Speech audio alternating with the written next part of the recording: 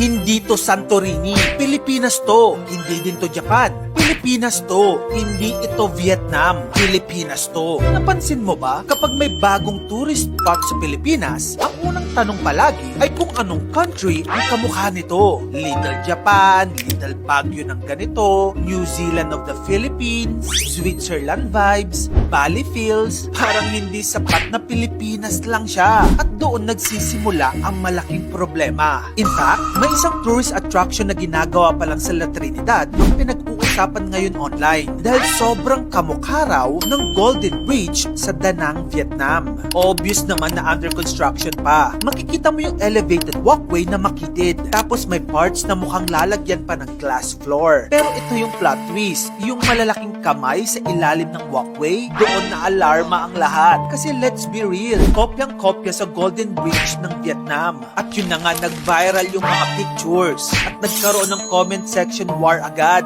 Kung gagaya rin lang, at least sana it should look like much better than the original eh. Kaya ito kahit hindi pa siya open, canceled na agad sa mata ng internet. Aray ko po, may nabasa akong article at ilang tourism studies tungkol sa branding ng destinations. Sabi nila, kapag ang isang lugar ay laging kino-compare sa ibang bansa, ibig sabihin lang nun, hindi natin pinagkakatiwalaan ang sarili nating identity. Sa Pilipinas, madalas ganito ang marketing. Hala, parang Japan! Uy, parang Europe. Wow, parang Korea. Pero, bihira mong marinig na sinasabing maganda to kasi Pilipinas ito. Para bang kailangan muna nating maging foreign coded bago tayo maging interesting? Bakit nga ba ganito? Real talk tayo. May practical reason kung bakit gumagana ito. Hindi lahat ng Pilipino kayang mag-travel abroad. Kaya kapag sinabing Japan vibes ang isang lugar, parang mini escape na rin iyon. Parang sinasabi mo sa mga kapwa mo Pilipino, ali kayo, pumunta kayo dito. Kasi kung hindi mo kayang pumunta ng Japan, dito para ka na rin nakapunta doon. Gets ba? Pero bakit kailangan maging ibang bansa muna para pahalagahan? Ayon sa destination branding experts, ang sobrang pag-asa sa comparison marketing ay may side effect. Nababawasan ang tunay na value ng lugar. Kaya imbis na ang ganda nito dahil may sariling kwento, nagiging ang ganda nito kasi parang hindi Pilipinas. At ang mas masakit pa, parang sinasabi natin na hindi sapat ang pagiging Pilipino. Tignan na lang natin ang ibang bansa, no? Alam nyo ba, bago pa naging iconic ang Japan, Italy, Vietnam at Bali, unang-muna silang minahal ng sarili nilang mga tao. Hindi sila sumikat dahil kamukha nila ang ibang bansa. Sumikat sila dahil prinotektahan nila ang kanilang kultura, pinahalagahan ang kanilang local identity at ipinagmalaki nila ang sarili nila. Ang Kyoto ay Kyoto, hindi siya Paris ng Japan. At ang Bali ay Bali, hindi siya Hawaii ng Asia.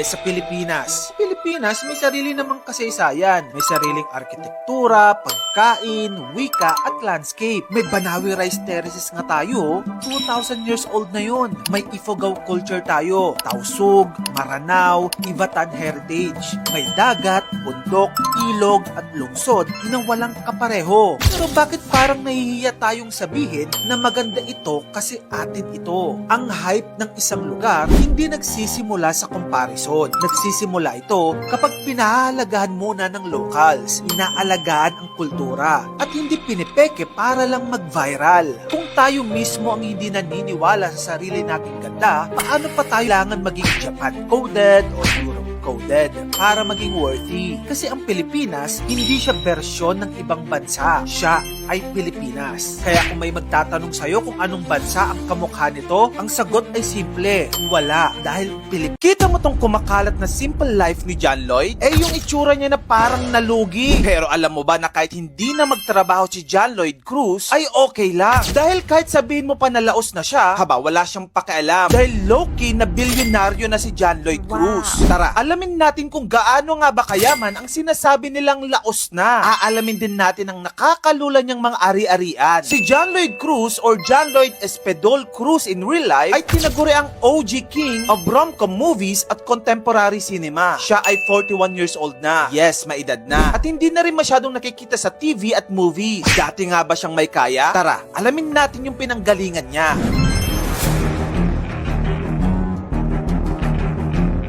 15 years old pa lang si John Lloyd Cruz nang pumasok siya sa showbiz para tulungan ng kanyang pamilya matapos bumagsak ang negosyo ng kanyang ama. Hindi siya nagkamali sa pinili niyang karera dahil more than 10 box office hits ang kanyang na-achieve pagdating sa pelikula. At lahat yan ay may total revenue na 2.3 billion pesos. Kaya isa si John Lloyd Cruz sa highest grossing film actors of all time dito sa Pilipinas. Siya rin ang most awarded actor at kauna-unang Filipino Southeast Asian na tumanggap ng Star Asia Award sa New York Asian Festival. Pero ang major plot twist, naging sila ni Ellen Adarna na co-actress niya sa Home Sweetie Home, nagkaanak sila, pero at the end, naghiwalay din. Matapos nito, naglaylo na si John Lloyd sa showbiz at lumipat na sa GMA noong 2021. As of now, halos hindi na natin nakikita si John Lloyd Cruz sa mainstream media. Little did we know, tuloy-tuloy pa rin naman ang kanyang yaman, kitaan at pagpundar ng mga ari-arian.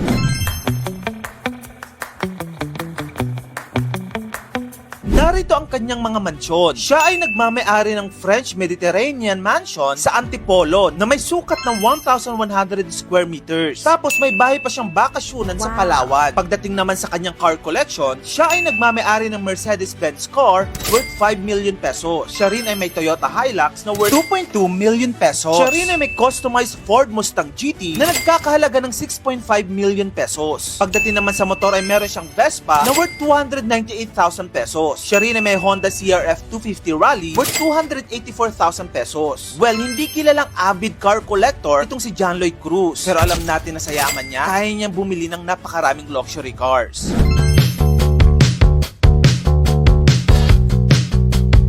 Si John Lloyd Cruz hindi lang magaling sa pagiging aktor, pero magaling din sa negosyo dahil naglunsad siya ng isang online app para sa mga tricycle drivers sa Laguna at tinawag niya itong Trike Now. Bukod pa dyan, marami ring investments ang aktor sa real estate at pati sa mga isla.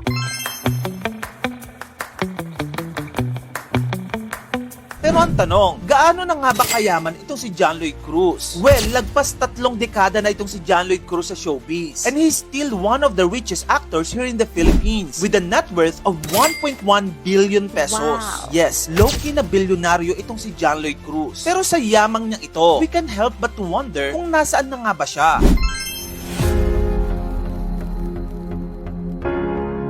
Sa totoo lang, hindi naman talaga tayo ginose ni John Lloyd Cruz. Active pa rin siya sa IG at nagpo-post ng mga life updates. Hindi rin siya tumigil sa pag-arte. May comeback movie pa siya entitled Money Slapper. Medyo tahimik lang siguro ang project dahil ibang genre ito. Independent produce ito, pero ang kaibahan lang, hindi sila nakapokus sa earnings or sa kitaan, pero isinasala ito sa mga A-lister film festival abroad gaya ng Venice Film Festival at isa pa, paborito siya ng premier independent film director na si Love Diaz. Pagdating naman sa Love Life, na-report ngayon na she's dating Isabel Santos now. Siya ay galing sa mayamang pamilya at isang big-time Filipino artist, kaya naman they could make a perfect match na yung isa big-time actor at yung isa naman rich girl. So pati yung relationship nila low-key na big-time. So ayan na nga, si John Lloyd ang example that even without exposures in mainstream media, hindi yan hadlang para gawin niya ang gusto niya dahil secure siya sa kung anong laman ng kanyang bangko. Ito ang pinakamalalaking oil tanker na kasalukuyang nag-ooperate sa buong mundo.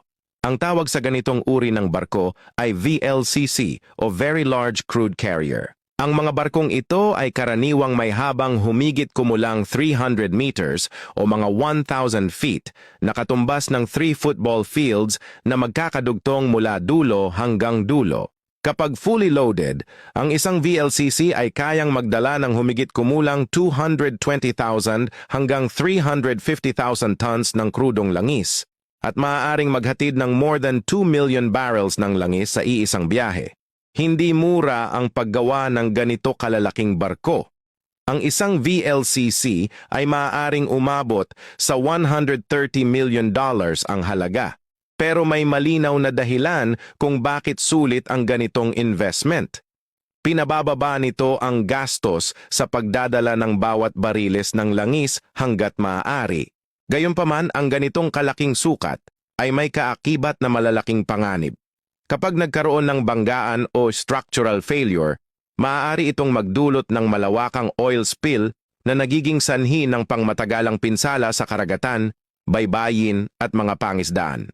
Bukod dito, ang oil vapors sa loob ng mga cargo tank ay maaaring magdulot ng sunog o pagsabog sa ilalim ng ilang kondisyon. Kapag nangyari ito, ang isang aksidente ay maaaring mauwi sa malakihang environmental at maritime disaster. Dahil sa tindi ng posibleng epekto, ang mga VLCC ay hindi dinisenyo para sa bilis. Ang kanilang disenyo ay nakatuon sa kontrol at katatagan. Ang mahaba at payat na hull ay nakababawas ng drag, ang deep draft ay nagpapataas ng stability, at ang cargo area ay gumagamit ng double hull construction na may hiwa-hiwalay na mga tangke. Kahit masira ang panlabas na hull, ang mga patong na ito ay idinisenyo upang mapanatiling minimal ang pagtagas ng langis. Maaaring mukhang mabagal at mabigat ang barko, pero hindi ito simpleng inhinyeriya. Bawat bahagi ng disenyo nito ay resulta ng maingat na pag-iisip at kompromiso para makontrol ang panganib sa isang napakalaking sukat.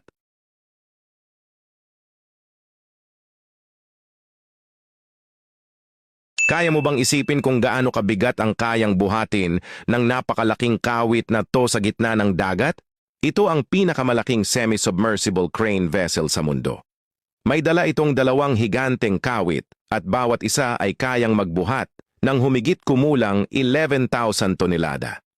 Kapag pinagsama at nasa tamang operating radius, kaya nilang magbuhat ng hanggang 22,000 tonelada. At hindi lang yan numero sa papel. Sa totoong operasyon, nakapagbuhat na ang barkong ito ng isang module na may bigat na mga 16,900 tonelada. Parang binuhat mo ang isang buong mid-rise building diretso pataas pero sa gitna ng dagat. Pero sa offshore lifting, hindi lang basta pagbubuhat ang pinakamahirap. Ang mas mahirap ay panatilihing stable ang karga habang ang alon ay patuloy na nagpapataas baba sa barko. Habang mas mabigat ang buhat, mas malalakas ang instantaneous forces na tumatama sa lifting point. Kapag hindi kontrolado ang mga shock load, kahit gaano pa katibay ang structure, pwede itong masira ng isang malakas na alon. Kaya hindi umaasa ang barkong ito sa brute force lang. Ginagamit nito ang kombinasyon ng sobrang hahabang steel cables at matalinong structural design. Sa halip na labanan ng alon, hinahayaan nitong mag-stretch at mag-absorb ng enerhiya ang system, ginagawang kontroladong tensyon ang biglaang hatak ng dagat. Habang nagbubuhat, bahagyang nilulubog ng barko ang sarili nito, binababa ang sentro ng grabidad, parang sumisquat para mas maging stable. Gumagamit din ito ng multi-point positioning system para manatiling nakalock sa pwesto kahit magaspang ang dagat. Dahil dito sobrang stable nito na parang nagtatrabaho ka sa solidong lupa. Kaya ang tunay na kahanga-hanga sa barkong ito ay hindi lang kung gaano kabigat ang kaya nitong buhatin, kundi kung paano nito pinananatiling steady ang kargang iyon habang ang buong karagatan ay pilit itong hinihila at winawasak. Grabe, no? Alam mo ba kung ano ang ginagawa ng dalawang taong ito? Mukha silang nagsasagwan, pero hindi naman humahaplos sa tubig ang mga sagwan nila. Huwag kang magduda. Totoo, nagsasagwan talaga sila. Ito ay isang human-powered ferry na karaniwang ginagamit sa Zambia, Africa, lalo na sa mga lugar na walang tulay at walang maayos na kalsada. Ganito tumatawid ng ilog ang mga tao roon. Hindi lang ito para sa mga pasahero, pati mga sasakyan ay kayang hilahin papunta sa kabila. Sa unang tingin, mahirap paniwalaan. 2 tao lang at ilang pirasong kahoy. Paano nila gagalawin ang isang kotse? Ang sikreto ay nasa 2 bakal na kable. Ang mga kable ay nakaayos na patawid ng ilog at doon nakakabit ang plataporma ng ferry. Dahil dito, nananatili itong nasa tamang direksyon at hindi tinatangay ng malakas na agos. Ang mga hawak nilang kahoy ay hindi mga sagwan, kundi mga kasangkapan. Ginagamit ito para itulak at idiin ang kable. Sa bawat tulak at bitaw, hinihila ng kable ang buong plataporma pasulong. Paunti-unti ang galaw. Minsan, bahagya nilang inaanggulo ang ferry laban sa agos ng ilog para ang mismong daloy ng tubig ang magbigay ng dagdag na puwersa. Ang lakas ng tao ay ginagamit hindi para sa bigat, kundi para sa kontrol ng direksyon at bilis. Bakit hindi na lang gumamit ng makina? Sa maraming liblib na lugar, mahal ang gasolina at mahirap ang maintenance. Kapag nasira ang makina, madalas walang mekanikong kayang mag-ayos. Samantalang ang human-powered ferry, hanggat may taong nagtatrabaho, tuloy ang biyahe. Para sa ilang lokal, hindi lang ito transportasyon. Ito ang kanilang kabuhayan, paraan para suportahan ang kanilang pamilya gamit ang sarili nilang lakas dito sa ilog.